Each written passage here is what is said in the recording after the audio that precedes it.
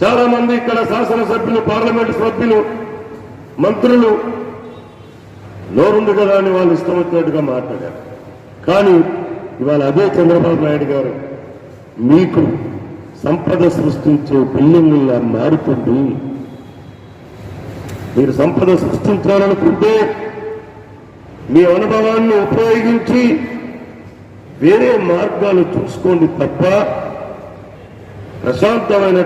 ప్రశాంతత కోసం south India నుండే కాదు, ఇటు ఈ ప్రాంతం నుండి కూడా వచ్చేటువంటి అనేక లక్షలాది మంది పర్యాటకులకు మీరు ఇచ్చే సమాధానం ఏంటి? బీచ్ల్లో బార్ల, బీచ్ల్లో మంద, ఇది ఎక్కడిదండి? గోవా వేరు, ఆ ప్రాంతం తాలూకా సంస్కృతి వేరు, విశాఖపట్నం వేరు. శాంతి కాముకులమండి మేము. ఎవరొచ్చినా అక్కన పెట్టుకుంటామండి మేము.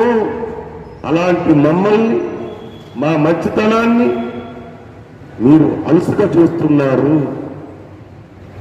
మీరు మా జీవితాలతో ఆడుకుంటున్నారు. మా జీవితాల్ని అస్తవ్యస్తం చేస్తున్నారు మీరు ఇవాళ మీ సంపద సృష్టి కోసం. ఇది కాదు కదండి. విశాఖ జిల్లా మీకు మొత్తం ఓట్లేసి గెలిపించింది. మారండి గౌరవ ముఖ్యమంత్రి గారు, ఆలోచన చేయమని చెప్పేసి మిమ్మల్ని ఈ వేదిక ద్వారా విన్నవించుకుంటున్నా. ఎంతవరకు కరెక్ట్ అడుగుతున్నా, ప్రశ్నిస్తూ ఉన్నా ఈ వేదిక మీద నుండి.